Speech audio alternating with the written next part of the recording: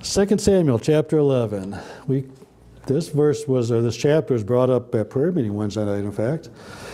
And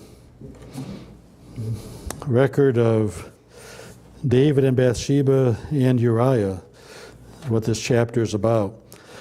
Last Sunday, we didn't have an afternoon Bible study service. We had a prayer time instead. So last time we were in 2 Samuel was 2 weeks ago today. And that date we looked at chapters 8, 9, and 10 of 2 Samuel. And we titled the message, David's Glorious Kingdom. If you recall from those chapters, most of chapter 8, David was fighting battles. He was extending the boundaries of the kingdom, getting closer to what God had promised to Abraham to provide for the nation of Israel, the land of Canaan for the nation of Israel. And he got it to the Euphrates, the Bible mentions, down towards Egypt, the Bible mentions, up north, the Bible speaks to in those chapters.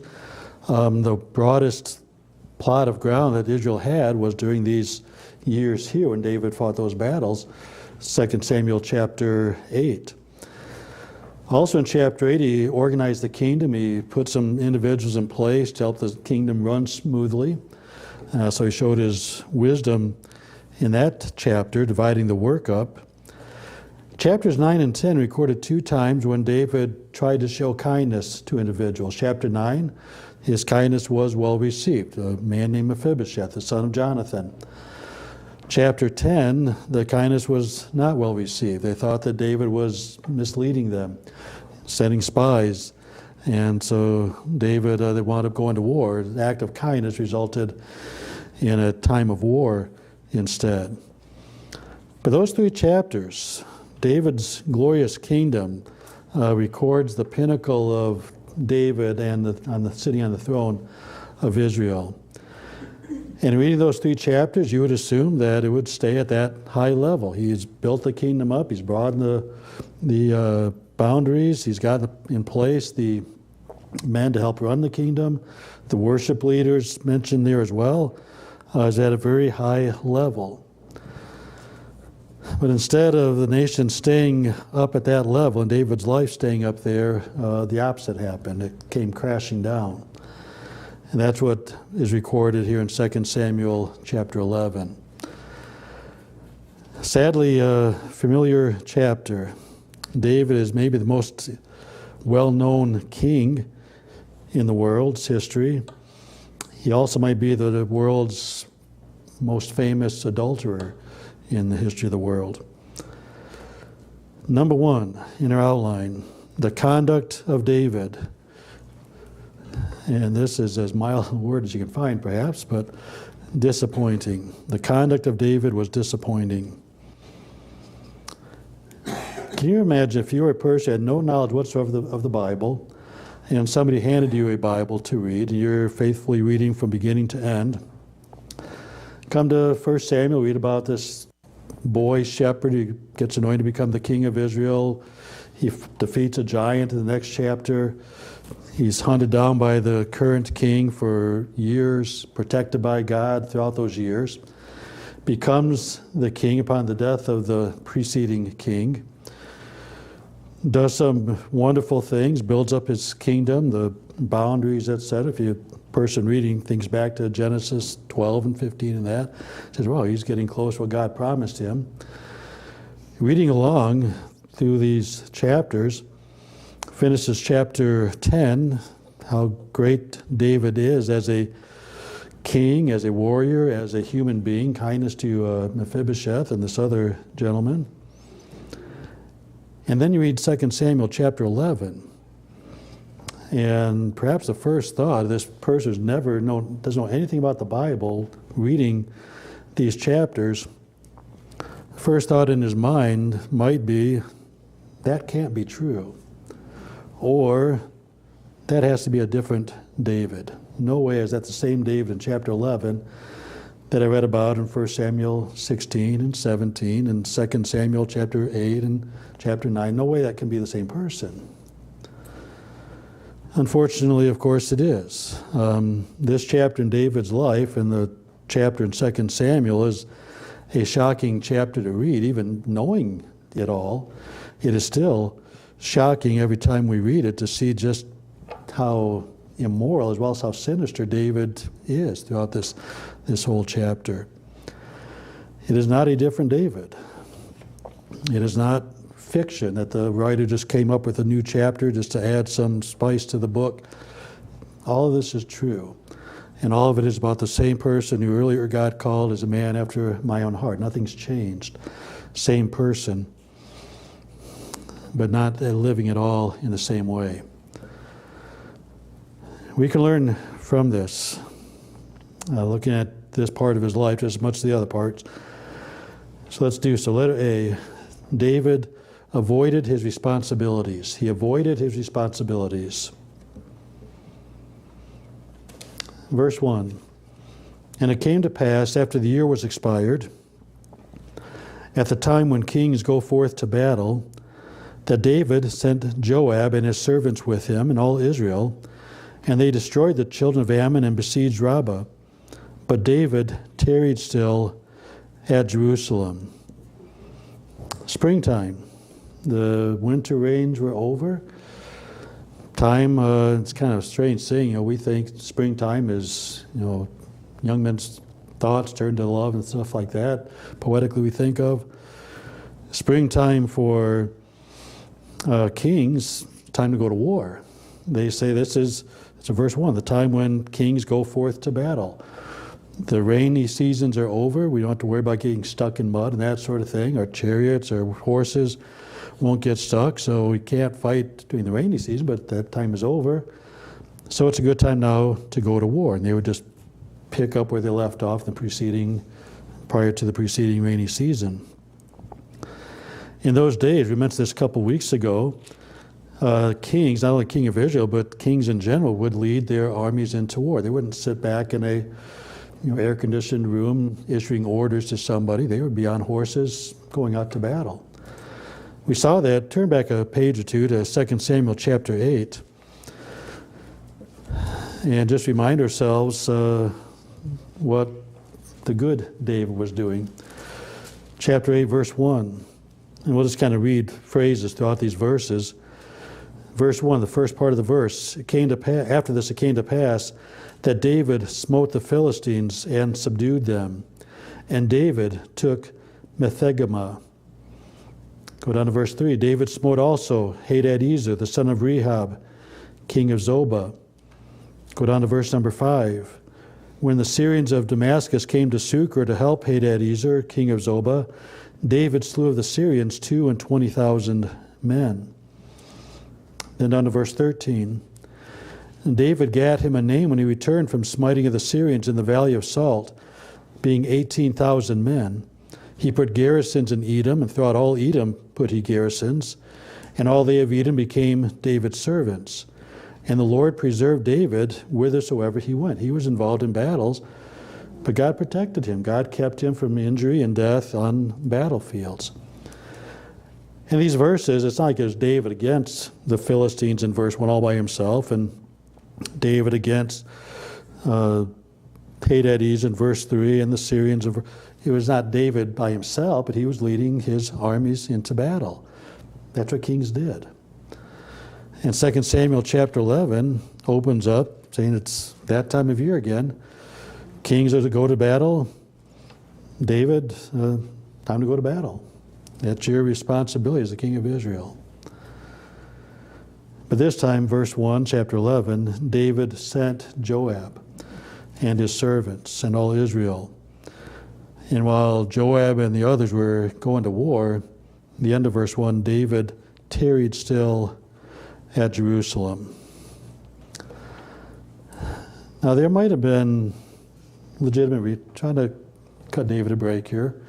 We don't know the exact age of David, but most of the people I've read estimate that David was roughly 50 years of age at this point, this time of his life. He was a young boy, anointed. He went to battle, hiding for 10 plus years. Now he's been king for quite a while. A lot of battles he's been involved in as king and all that. Became king at age 30. Could be roughly 50 years of age at this point. And it's possible that David, he's been a warrior, either professionally as king of Israel or as an amateur fleeing from Saul and fighting battles even in those younger years. He's just tired of war. 50 years old, been doing this for more than half, most of my life, more than half my life. I'm tired. I just don't want to go to war right now. Possibly it's something innocent like that. He just was worn out from war. He could, though, still have gone, I don't want to fight, but I'll go with you guys. You're my army. I'm the king. I should be at least somewhere out there. But he didn't. He tarried still at Jerusalem. Look at verse 2. Just the first part of the verse. It came to pass in the evening tide that David arose from off his bed. Now that sounds lazy. Evening and he's just now getting up. More than likely he just got up from an afternoon nap. I don't think he slept all day long, and now it's 5 or 6 o'clock in the evening, and for the first time all day he's getting up. But he probably got up the normal time, did some things during the day, took an afternoon nap, and then got up again. That's more than likely, but uncertain. But it says at evening tide he rose from off his bed, and he walked upon the roof of the king's house. So there he is. Let's just say, took a nap, afternoon nap. Kind of hot outside. It's the evening tide. It's cooling off. He goes up on the top of the roof. Nice and cool. That was a common thing. People in Israel had flat roofs. In fact, the Old Testament law mandated on your roof to put a fencing around it so nobody would fall off and get hurt. They used those rooftops for meal time, sometimes for naps or sleeping overnight in the cooler times of the year. Quite possibly it is just a normal thing to do. David going up on the top of the roof. But still, the time when kings go forth to battle, but David sent others instead. Times that kings go forth to battle, David tarried at Jerusalem. Times a king goes off to battle, David is in his own house, just relaxing, enjoying the comforts of his own home. The king's house, impressive, undoubtedly, an impressive, comfortable building. There are always two extremes to avoid. One extreme is to be too busy. That's not good physically. Another extreme is to be not busy enough. That is dangerous spiritually. And while David was busy, we read it in chapter 8, verse 15, I believe, or 14, the Lord preserved him. God watched over him. He was fine. But now that he's not busy enough, taking afternoon naps, getting up on top of his roof, not going to war, just enjoying life in the king's house, he is in danger spiritually. And that danger is going to strike him here in a moment. Letter A, he avoided his responsibilities. Letter B, he lusted and acted on his lust. He lusted and he acted on his lust.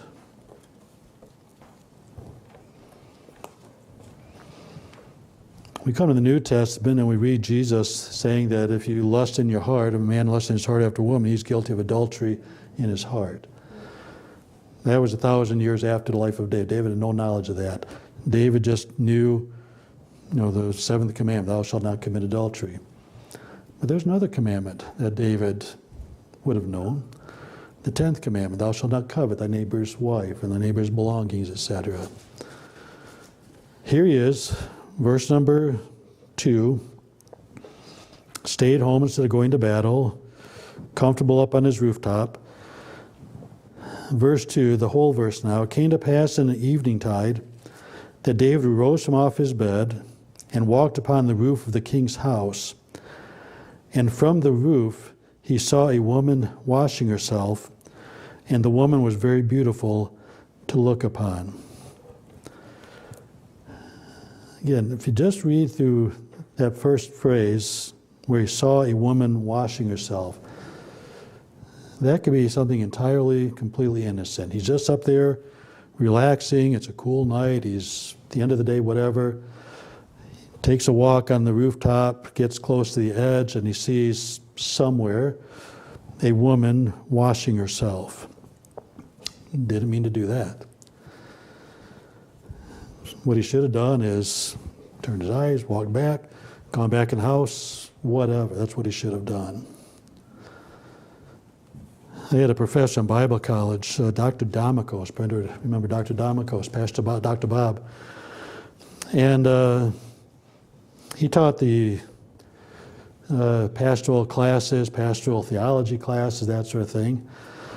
And he was teaching that pastoral theology, which is how pastors are to be, what it means to be a pastor, what you're supposed to do as a pastor, that sort of thing.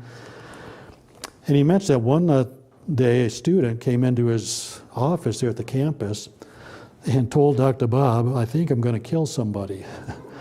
And Dr. Bob said, well, I hope that's not me. It's just the two of them in his office there. But he said this young man said that I drive along, I'm driving my car, and I see, maybe it's the same street, drives by this all the time, but he sees a billboard advertising whatever, alcohol, maybe something like that, but a beautiful, scantily clad woman on this billboard. He said, I'm afraid that I can't take my eyes off of that, he says, and I'm afraid I'm going to cause an accident and kill somebody. I'll be looking at this woman, and I'll go off the road, or I'll go on the other side of the highway, and I won't murder somebody, I'll kill somebody by keep my attention there instead of here on the street. Afraid I'm going to kill somebody. That young man, college student, Bible college student, what he should do, avoid that. Just avoid the street if you have to. Just don't look, don't go near that thing, that billboard. What David should have done, don't look. Okay, you accidentally saw a woman taking a bath. Don't focus on it, just get away from there. Any one of us can see stuff that accidentally we don't like to see. Change a channel on TV and something's there, oops, didn't want to watch that, so you go to the next channel. It can happen all the time. David didn't do that. If you look at last part of verse 2 again, from the roof he saw a woman washing herself. So he just saw, first of all. And then the next phrase, and the woman was very beautiful to look upon. And it doesn't exactly say it, but at least implies that David not only saw accidentally as he's walking on the roof, but he looked upon her, he kept looking at this woman from his rooftop who was washing herself. He lusted. Again, lust is a sin of the heart. Thou shalt not covet. Coveting and lusting is the same basic thing. Sin of the heart. Words of Jesus Christ, it's sin in itself, equating it with adultery does. But stop it there, okay? I lusted, I'll stop it with that. But David did. He didn't keep it as a sin of the heart. Instead, he acted upon it. Verse 3. David sent and inquired after the woman. Sent his messengers, sent a couple servants of the king. Go find out who this woman is. And maybe they didn't even have to go. Maybe they knew. But one said, is not this Bathsheba, the daughter of Eliam, the wife of Uriah the Hittite?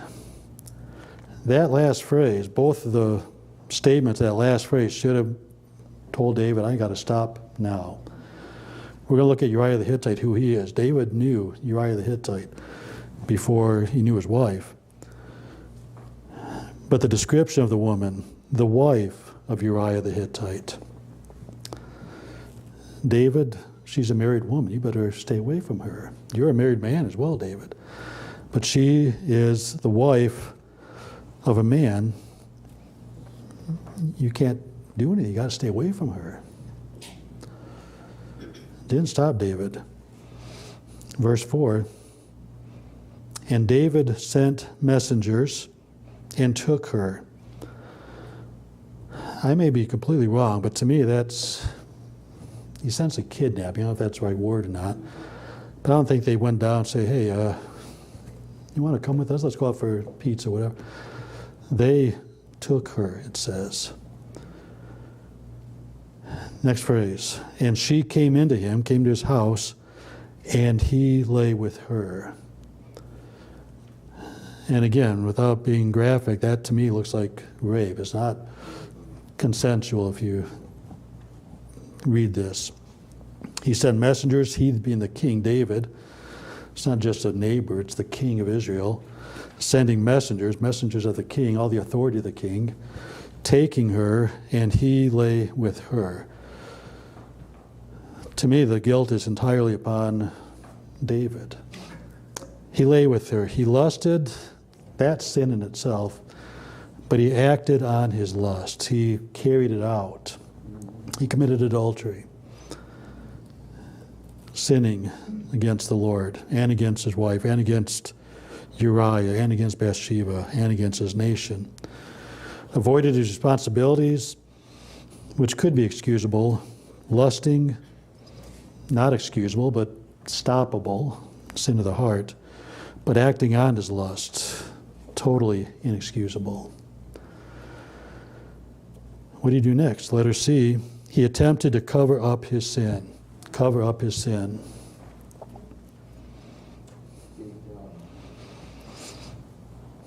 Hebrews chapter 11, speaking of Moses, says that the pleasures of sin are for a season. There's a pleasure in sin, but it's temporary. David had his pleasurable night here. And maybe he's thinking, when am I doing that again? That Uriah's still out to war, Bathsheba's still down the street or whatever. Perhaps it's in his mind to do it again, and he will later on. But look what happens in verse number 5. Let's start in, read verse 4 again, and then come back to verse 5. And David sent messengers and took her, and she came in unto him, and he lay with her, for she was purified from her uncleanness, and she returned unto her house. And the woman conceived, and sent and told David, and said, I am with child. It's possible that David would have been interested in another time with Bathsheba. I'm going to send my messenger to get her again. But instead of David's messengers going to Bathsheba, Bathsheba's messengers came to David and gave him the last thing he wanted to hear. I am with child. That time in your house, in the king's house, you impregnated me. You gave me a baby. I'm with child. David did not want to hear that. When I was in high school, I went to a fairly large church, 500-600 people. We had a fairly large youth group, roughly 40 to 50 students. My junior and senior year in our youth group, at least 10 people, some of them were boyfriend and girlfriend in our youth group, the boy was in the youth group, the girl was from who knows where. At least 10 people had to get married. And these are high school aged kids Christian kids, church-going kids, and yet 10 of them, so at least 5 couples, and I think there's at least a couple of them were from another church or outside the church. Had a good friend, lived a couple of houses down from us. He started going to church with us, I think in junior high, got saved. Good guy, still goes to church, still loves the Lord, living back in Flint, Michigan. Came to me and my brother one midsummer, 1979 it must have been. His high school graduation, he's part of our youth group. His high school graduation, he met a girl at a party that night, got her pregnant that night, first time he met her, found out a few weeks later, she's pregnant, and said, I got to marry her. It changed his whole life because that was not his plan, but that's what his life was like because of the decision he made. David didn't want to do that for obvious reasons. It's not just a single teenage girl, it's a married woman. So he said, I'm going to cover this up. goes into action. He tries to get Uriah to go home to his wife. He calls Uriah in from the battlefield, tells him one day, go on home, just enjoy the day off, go and see your wife. Uriah refused. Next day or so, David says it again. David even gets Uriah drunk. Now this will get him home. Didn't work. He then said, well, I can't get him to go to his wife. I just got to get rid of him. I got to kill him. Down to verse 14, 2 Samuel 11, verse 14. And it came to pass in the morning that David wrote a letter to Joab. Again, Joab's the general of David's army, the one that was sent out, verse 1. And sent it by the hand of Uriah. And he wrote in the letter, saying, set ye Uriah in the forefront of the hottest battle, and retire ye from him, that he may be smitten and die. Get Uriah on the front lines. I want him dead. Whether Joab had an inkling as to what's going on, and now we don't know. He more than likely did, but we don't know. The Bible doesn't indicate that. But sure enough, verse 16, it came to pass when Joab observed the city that he assigned Uriah unto a place where he knew that valiant men were on the other side. And the men of the city went out and fought with Joab, and there fell some of the people of the servants of David, and Uriah the Hittite died also. Again, you read that, and if you're a novice in the Bible and reading this from beginning to end for the first time, you say, how on earth could that be the same guy that battled Goliath, that helped Mephibosheth, that wrote the 23rd Psalm, that loved the Lord, and it was called a man after God's? How could it be the same guy? It sounds like the Sopranos or something instead of King David of Israel, covering up his sin.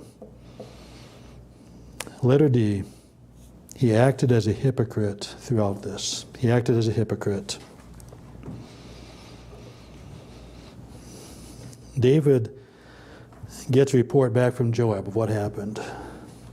Here's what he is told. Verse 18. Then Joab sent and told David all the things concerning the war, and charged the messenger, saying, when thou hast made an end of telling the matters of the war unto the king, and if so be that the king's wrath arise, and he say unto thee, wherefore approach ye so nigh unto the city when you did fight? Know ye not that they would shoot from the wall? Who smote Abimelech the son of Jerubbesheth? Did not a woman cast a piece of a millstone upon him from the wall that he died in Thebez? You don't get too close to a wall, is his point, which is what Joab did. Why went ye nigh the wall? Then say, thy servant Uriah the Hittite is dead also. And those are the magic words. If David is mad, just say those words, and that'll be the end of his anger. So verse 22, so the messenger went and came and showed David all that Joab had sent him for. And the messenger said unto David, surely the men prevailed against us and came out unto us into the field, and we were upon them even unto the entering of the gate. We chased them right to the wall. The shooters shot from off the wall upon thy servants, and some of the king's servants be dead, and thy servant Uriah the Hittite is dead also. And how does David respond to that report from the battlefield? Verse 25. Then David said unto the messenger, thus shalt thou say unto Joab, let not this thing displease thee, for the sword devoureth one as well as another. Joab, don't worry. This is, people die in war. Don't worry about it. Casualties of war, of course we're going to have people die. No big deal. That's what he's saying. Don't worry. Don't let this displease you. The sword devours one as well as another. Totally heartless. One of the worst things that President Biden did was looking at his watch when the dead soldiers were brought back from the gate at I forgot the name of the gate now. The 13 Marines who died in the Afghanistan, thank you, the escape out of Afghanistan. And as these bodies are brought out, he looks at his watch. It was just a terrible look. Whatever he did, why, just looked terrible. Here's David getting a similar report back from the battlefield. He basically looks at his watch. No big deal, don't worry about it. People die in warfare. And then he goes and fetches Bathsheba. In the next couple of verses. Verse 26. When the wife of Uriah heard that Uriah, her husband, was dead, she mourned for her husband, probably 7 days, maybe 30 days, with a typical period of mourning. And when the mourning was past, David sent and fetched her to his house, and she became his wife and bare him a son. He's the hero. He'll marry this grieving widow, whose husband died in battle. I'll comfort her, I'll take care of her.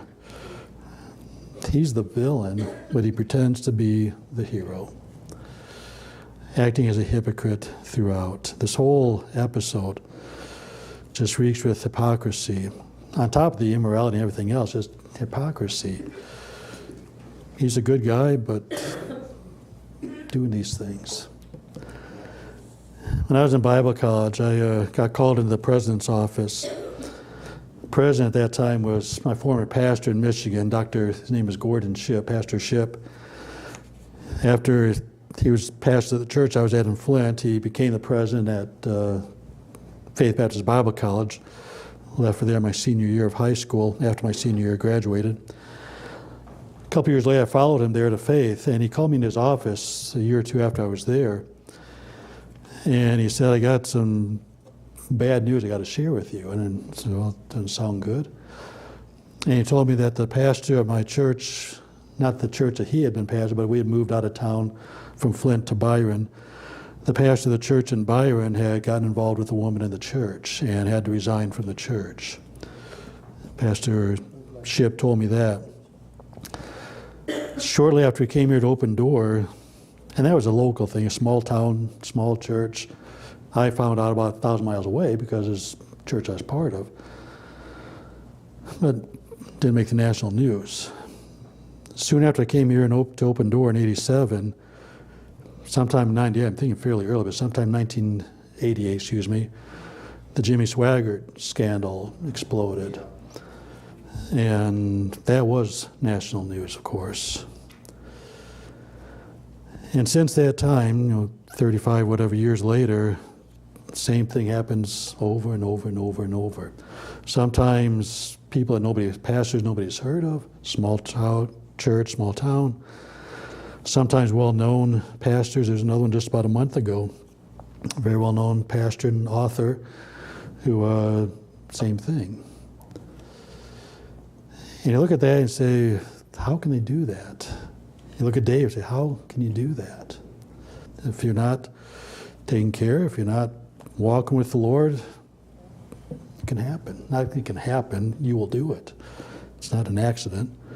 David sent, he inquired. The whole process, he find out about this one, go and get her. It wasn't just instantaneous, one time, or it was one time, but taking place in a moment. It was a plotted out, carried out event. Several steps involved. It's a sin that's harmed terribly the reputation of Christianity. Pastors shouldn't do it. Christians at all shouldn't do it. Kings shouldn't do it. But we do.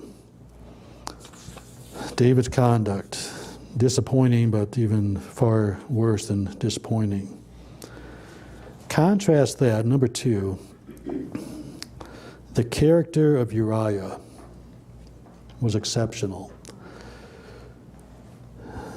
The man after God's own heart, king of Israel, contrasted with a soldier in his army. But Uriah far exceeds David, at least in this event here. Yeah, there are some who think that Bathsheba was at fault. Let me just point out one thing. Verse 2, latter half of the verse, on the roof he saw a woman washing herself. And he said, well, why would she be washing herself in open view of everybody? Number one, it wasn't open view. David was up on his rooftop. It wasn't like she was in Main Street, middle of the road. He was up on his rooftop.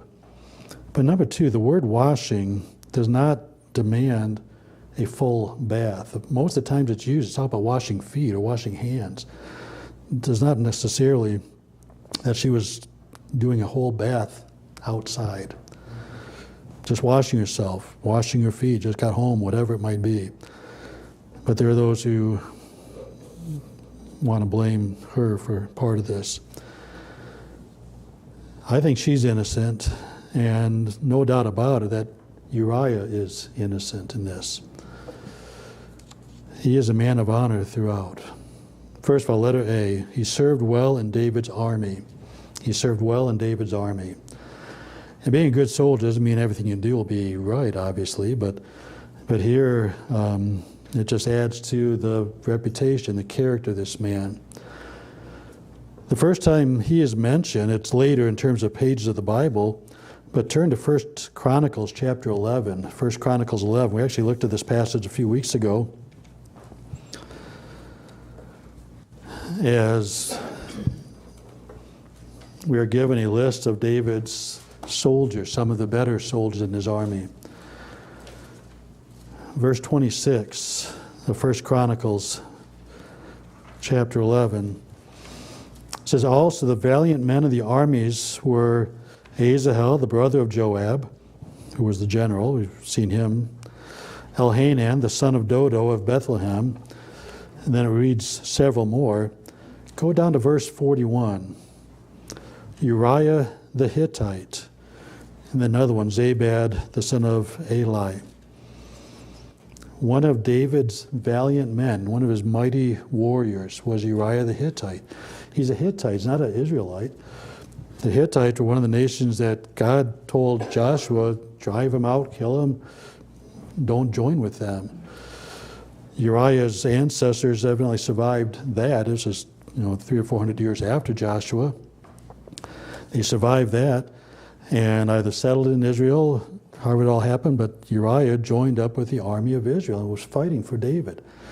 And David classified him as one of his valiant men. He served well in David's army. 2 Samuel chapter 11, you find Uriah devoted to Israel, devoted to the army, devoted to the king. Look at verse 11, back in 2 Samuel chapter 11. This is when, let's read the couple verses leading up to it. Verse 10, when they had told David, saying, Uriah went not down into his house, David said to Uriah, camest thou not from thy journey? Why then didst thou not go down into thy house? Like David wanted to arrange him with Bathsheba. Uriah said unto David, verse 11, the ark and Israel and Judah abide in tents. And my lord Joab, the general of the army, out fighting the battle you're supposed to be fighting, David, my lord Joab and the servants of my lord are encamped in the open fields. Shall I then go into my house to eat and to drink and to lie with my wife? As thou livest and as thy soul liveth, I will not do this thing. That is a man of honor. He had every right to, as authorized by the king, he had every right to as a husband, but he said, I'm a soldier. And this is a time of war. This is a time we go out to battle. While my brothers in arms are out there encamping in open fields, I can't go and relax, drink, eat, spend time with my wife. Let it be. He refused his own pleasure. He refused his own pleasure. And David tried his hardest. Uriah, go home, spend some time with your wife. Verse 8. David said to Uriah, go down to thy house and look at this, wash thy feet. I think that's what Bathsheba was doing. That's what the word is, or can be used for that anyways, and often usually is. Go down and wash your feet. Uriah departed out of the king's house. There followed him a mess of meat from the king. The king even bought dinner for Uriah. Go home, enjoy your dinner with your wife. Verse 9, Uriah slept at the door of the king's house with all the servants of his lord and went not down to his house, to his own house. slept right on the ground outside the king's house. David tried to get him drunk, as I mentioned earlier. Go down to verse 12. David said to Uriah, "Tarry here today also, tomorrow I will let thee depart." So Uriah abode in Jerusalem that day and the morrow, and when David had called him, he did eat and drink before him, and he made him drunk. And at evening he went out to lie in his bed with the servants of his Lord, but he went not down to his house. He refused his own pleasure. And Bathsheba was Uriah's wife. The king, the one in charge of the army, said, "Go spend the time with your wife." But Uriah said, "I can't." And instead of going to his own house and spending time with his wife, he lay down on probably the hard ground, verse number 9, outside the king's house. And verse 13, lay down on a bed, but still did not go to his own house. He stayed away from his wife. Keep a mark here really quickly. Turn to 2 Timothy chapter 2 just for a moment. I might ask the Apostle Paul when I get to heaven this question, but when you wrote these verses, Paul, were you thinking about Uriah? 2 Timothy chapter 2, verses 1 through 4.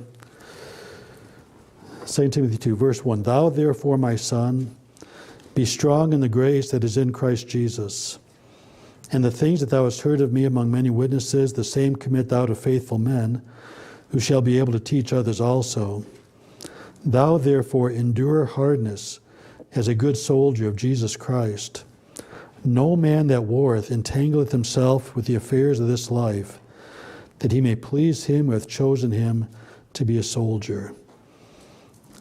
Paul, you think about David with that verse? Not entangling himself with the affairs of this life, pleasing the one who chose you. The application there, of course, is we live for the Lord instead of for this world, and we please the Lord Jesus Christ. But there's Uriah, not entangling himself. He had every right to, but not entangling himself with the affairs of this world.